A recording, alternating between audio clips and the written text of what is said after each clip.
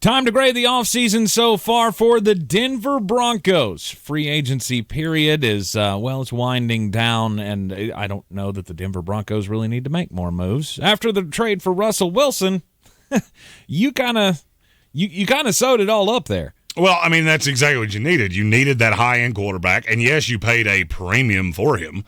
But you look at this team now with the weapons that they have, the defense, which is talented.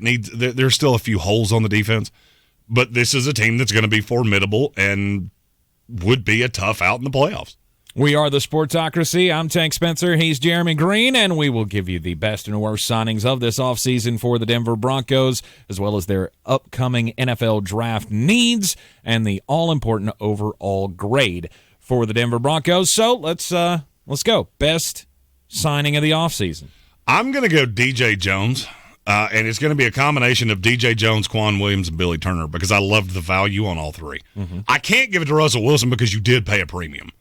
And best value, I guess, is where I'm headed with this. The Russell Wilson signing, of course, it's the best. Mm-hmm. You shored up the most important position in all of sports. But I love the value on the other three.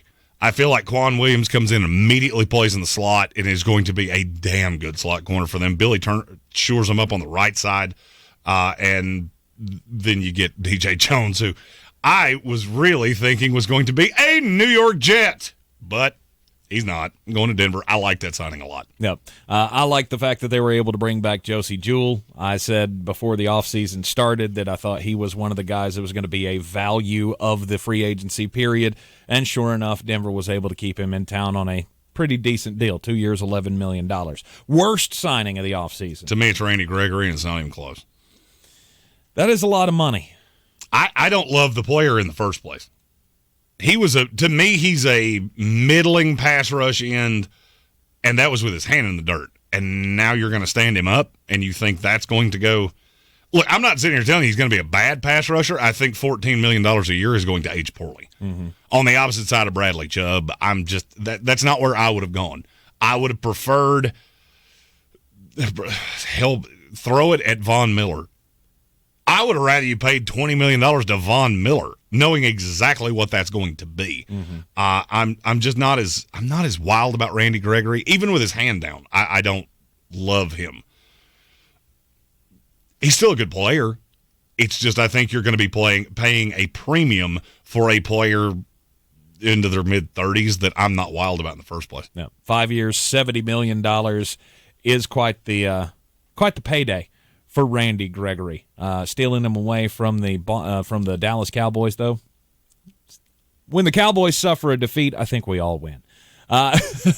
What do they have left to do in the draft? If you're the Denver Broncos, where are you starting?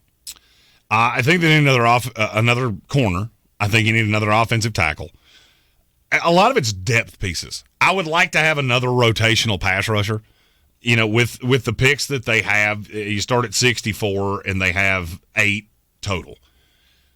You can add some nice depth pieces. I've said many times that this is a draft that I absolutely love between 45 and 145. And the team that has led me to saying that is the Denver Broncos because they have 6 picks between 64 and 145. Mm-hmm. So I think you can add some great depth pieces, some guys that would usually be day 2 picks, and you're going to catch them in the beginning of day 3. So for Denver, I would say offensive tackle, edge rusher, corner, and I would really like to see a legitimate tight end. I mean, I know Albert Okwuegbunam he's a matchup issue. Mm-hmm. I don't necessarily think he's a down-in, down-out tight end. I would like to see somebody that's a better blocker come in, whether it's on Isaiah Likely. I don't think you have to go super high side. There are a ton of tight ends in this class that I really like, and I would like to see them add one of them. And another running back, just depth piece behind Javonte Williams, if you're not going to bring back Melvin Gordon, which I don't think they're going to. Yep. Maybe a late flyer on another wide receiver since none of yours can stay healthy. I'm in this draft. If you don't walk away with a wide receiver, you're doing it wrong because there's about 906 of them. Right. Hopefully they can all stay healthy this year because if they can, I think Russ can cook.